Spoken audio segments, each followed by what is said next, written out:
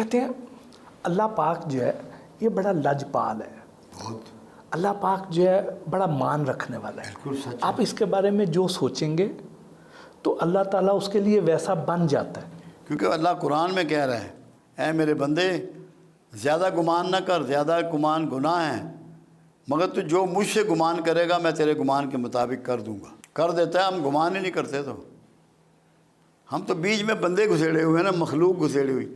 مخلوق کو نکال کے اللہ سے بات کرو، پھر دیکھو کیا معاملہ ہوتا ہے۔ ہم تو مخلوق گھسیڑ لیتے ہیں نا، وہ اس سے چڑھتا ہے، صرف ادھر نہ گال کرو کلیاں۔ یہ جو ہمارا عام جو مولوی ہیں، ہمارے عام جو علماء کرام ہیں، یہ ہمیں اللہ پاک سے ڈراتے ہیں۔ اللہ پاک تو بڑا رحیم ہے، ہم نہیں مگر اللہ ڈراتا بھی تو ہے نا۔ جب بھی پیغمبر کی بھی بات کی، اللہ نے کہا کہ خوشخبری سنانے والے اور ڈر سنانے والے، اور ہمیں تو یہ بھی کہا تم میں سے ایک گروہ ایسا ہونا چاہیے جو دین کا علم سیکھے اور اپنی بستیوں میں جا کے میرا ڈر سنائے۔ تو وہ کوئی غلط نہیں کر رہے ہیں، وہ بالکل صحیح کر رہے ہیں جو ڈر سنا رہے ہیں، مگر وہ رویے کا فرق ہے۔ رویے سے ڈر بتائیں نا، پھر موج ہے۔ یہ جو کالا علم اور جادو ہے، یہ تو ساری عمر سے ہوتا چلا رہا ہے، آپ پہ بھی ٹرائی کی گئی، ہوا نہیں، ٹرائی کی۔ جادو تو بنو اسرائیل کا کھیل تھا، کیونکہ موسیٰ علیہ السلام کو اسی لیے جادو کا توڑ کے معجزہ عطا کیا گیا۔ بنو اسرائیل میں تو آج بھی بہت جادو ہے، اور پتہ نہیں آپ کے حکمرانوں پہ نہ کیا ہوا ہو، آپ کے بڑے لوگوں پہ نہ کیا ہوا ہو۔ یہودی تو بہت جادو کا ماسٹر ہے، چلتا ہے یہ تو ہم ہر زمانے میں رہا ہے، اب بھی ہے۔ یہاں پہ عیسائی بھی کرتے ہیں، کچھ اپنے آپ کو سو کال مسلمان کہتے ہیں مگر ان کاموں میں پڑے ہوئے ہیں، گناہ ہے سارا۔ ایک جملہ لوگ کہتے تھے وہ بڑا غلط ہے کہ جادو برحق ہے، وہ میں نے کہا بھائی جادو باطل ہے، برحق نہیں ہے۔ کیوں؟ اگر رسول اللہ پہ اٹیمپٹ ہوئی ہے تو وہ تاکہ امت کے لیے ایک مثال بنانی تھی، ایک راستہ بتانا تھا کہ یہ اس کا توڑ ہے، یہ اس میں ہو سکتا ہے۔ یہ رسول تو حق ہے، حق پہ تو باطل غالب ہی نہیں آ سکتا۔ کملی والے پہ کیسے کر سکتا ہے کوئی؟ کسی کا باپ بھی نہیں کر سکتا۔ رزق میں، کاروبار میں، عمر میں برکت کا بھی کوئی وظیفہ ہے؟ یہ اس کا جو راستہ ہے وہ تو صدقہ ہے، کہ جو صدقہ دے گا اور اللہ سے کثرت سے توبہ کرے گا، اس میں اس سب میں اضافہ ہو جائے گا۔ اس کے لیے جو طریقہ کملی والے نے بتایا وہ ہے صلہ رحمی کا، کہ جو تمہارے بہن بھائی ہیں ان کے ساتھ اچھا سلوک کرو، انہیں کھانے کھلاؤ، انہیں گفٹ دو، تو تمہارے رزق میں اضافہ ہو جائے گا، عزت میں اضافہ ہو جائے گا۔ صوفی ازم سے دھمال کا اور رقص کا کیا تعلق ہے جی؟ میں نے 1456 سالوں میں واحد آدمی ہوں جس نے دھمال کو ایکسپلین کیا ہے، اور اس طرح کیا ہے کہ اس سے پہلے کسی نے نہیں کیا۔ کیونکہ وجہ یہ ہے اسلام میں سجدے کا سسٹم موجود ہے۔ سجدہ کبر کو توڑنے کا انسٹرومنٹ ہے، راستہ ہے کہ آپ وہ جگہ زمین پہ رگڑ رہے ہیں، جھکا رہے ہیں جس میں آپ کی تذلیل ہو رہی ہے، جس میں آپ کی تذلیل ہوتی ہے نا، اپنی تذلیل کرنی ہے نا مالک کے حضور۔ مگر جس نے سب سے زیادہ سجدے کیے اسی نے سب سے زیادہ کبر کیا، وہ عزازیل ہے۔ جی بالکل اس کا مطلب یہ ہے کہ سجدہ اس کے کبر کو نہ توڑ سکا۔ صوفیوں نے جب اس پہ غور کیا تو انہوں نے دھمال کا روٹ نکالا کہ ایسے نچاؤ اس کو جیسے بندر کو نچاتے ہیں، تاکہ اس کی تذلیل میکسیمم ہو جائے معاشرے میں، کہ اس کا کبر ٹوٹ جائے۔ کبر ٹوٹ گیا تو شرک سے ختم ہو جاتا ہے۔ کبر تو شرک پیدا توحید خالص تبھی ہوگی جب میں مر جائے گی۔ تو میں مارنے کے لیے اس کو دھمال میں ڈالا گیا، اور دھمال کا میں نے سمجھایا کہ دھمال ایڑیوں پہ ہوتا ہے، پنجوں پہ نہیں، پنجوں پہ بھانگڑا ہوتا ہے، بھانگڑا خوشی کا ڈانس ہے۔ دھمال ایڑیوں پہ ہوتا ہے، یہ ایسے گھومتے ہیں آپ، ہاتھ یہ ہوتا ہے اور ایک یہ ہوتا ہے۔ اے اللہ ادھر سے دے تاکہ میں تیری مخلوق میں بانٹ سکوں۔ عنایات مانگی جا رہی ہیں۔ دھمال کی برکت یہ ہے،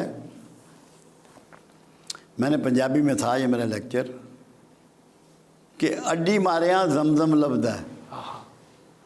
اسماعیل کی جب ایڑی لگی تو زمزم نکلا۔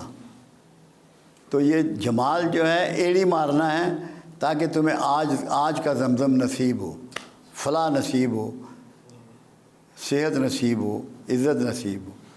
تو یہ پڑھیے گا اس کو آپ۔ اشفاق احمد صاحب بھی آپ کی مجلسوں میں اکثر آیا کرتے، کیا گفتگو ہوتی تھی، کیا وہ آپ سے سیکھتے تھے، آپ ان سے نہیں، میں نے تو ان سے نہیں کچھ بھی سیکھا، کیونکہ میرے پاس تو وہ بطور طالب علم ہی آتے تھے، مگر نفیس آدمی تھے، محبت والے آدمی تھے۔ میرے جب لاہور میں لیکچر ہوتے تھے نا، تو یہ ہر لیکچر میں بیٹھے ہوتے، ان کے اتنے پاؤں سوج جاتے، میں گھر نہیں جاتے تھے۔ وہ ظفر صاحب پوچھتے بابا جی گھر چلے جاؤ، انہوں نے کہا یار گل یہ ہے میں تو کتابیں پڑھیاں نا، اتنے تو جو گل ہے ڈائریکٹ آ رہی ہے، یہ کتابیں نہیں کدھر پڑھی، تو میں نہیں جا سکتا۔ وہ ان کا میرے پاس آنا ایسے ہوا، اصل میں یہاں جیلم میں ان کے بھانجے تھے، ان کی پرائم گلاس فیکٹری تھی، تو ان کو انہوں نے فون کیا کہ یار جیلم میں سنا کوئی بابا عرفان ہے۔ انہوں نے کہا جی ہاں ہمارے مینیجر رہے ہیں بینک کے، تو بڑے دوست ہیں۔ ان کو امریکہ سے کسی نے کہا، ان کی جو نو تھی یعنی کہ بہو، انیک کی بیوی جو سب سے بڑا بیٹا ہے، اس کو آنکھوں کا کوئی ایسا ایشو ہوا تھا کہ ڈاکٹروں نے کہا یہ بلائنڈ ہو جائے گی ودن فورٹ نائٹ، تو تم کو بابا تلاش کرو، ہمارے پاس تو اس کا علاج نہیں ہے۔ غزالہ نام ہے اس کا، یہ نام بھی یاد ہے۔ تو وہ انہوں نے کہا جیلم میں کوئی بابا ہے، انہوں نے کہا جی آ جائیں۔ اشفاق احمد اس کے لیے آئے میرے پاس، میں نے انہیں طریقہ بتایا، مولا نے کیا، 10 دن میں وہ نارمل ہو گئی، ڈاکٹر کہنے لگے بیماری ختم ہو گئی، امریکہ کے ڈاکٹر۔ پھر اشفاق احمد نے آنا شروع کیا، بڑے سوالات کرتے ہیں، بڑے سوالات کرتے ہیں، یہاں تک کہ ایک دفعہ ایک سوال کیا انہوں نے کہ عرفان صاحب جو بندے کے چوٹ لگ جائے، کوئی مارے، کوئی زخمی ہو جائے تو روتا ہوا ماں کے پاس آتا ہے، اور جو 70 ماہوں سے زیادہ پیار کرنے والا ہے اس کی گود کہاں ہے؟ یہ تو ماں کی گود ہے۔ میں نے کہا اشفاق احمد تو بوڑھا ہو گیا، تجھے نہیں پتہ؟ کہتا ہے نہیں پتہ۔ میں نے کہا توبہ اللہ کی گود ہے، اس میں پناہ لو۔ چیخ مار کے رویا۔ یہ اس کا پہلا لیسن تھا جو اس نے یہاں سے لیا۔ پھر میں ان کے گھر گیا، کھانا کیا انہوں نے میرا، اپنے اس سے بڑا کمرہ تھا جس میں ان کی زمین سے وہاں تک کتابیں تھیں، 16,000۔ کہنے لگے عرفان صاحب یہ 16,000 بکس ہیں جو میں نے ساری پڑھی، ایک جلد نمبر لگے ہوئے نام لکھ کے۔ میں نے نظر ماری، میں کہا اشفاق احمد ساری زندگی باطل ہی پڑھتا رہا ہے؟ کہتا ہے بابا جی کی مطلب؟ وہ میں کہا تو ساری مخلوق کی ہیں، مخلوق میں تو ضرور بدل میں نے جھوٹ، خالق کی کدھر ہے؟ خالق کی دکھا مجھے۔ پھر 6.5 سال اشفاق زندہ رہا، خالق کی کتاب کے علاوہ اس نے کسی کتاب کو انگلی نہیں لگائی۔ وہ تو میرے بہت آتے تھے سیکھ، کیونکہ ان کا ڈیلی پروگرام یہ بن گیا تھا، قرآن پڑھنا ہے انہوں نے تو فوراً مجھے رنگ آ جانا ہے، میں نے آج یہ پڑھا ہے، اس میں کیا مطلب ہے، کیا کرنا ہے۔ 6.5 سال ان کو ٹریننگ دی ہے قرآن کی، بانو قدسیہ کو، دونوں کو۔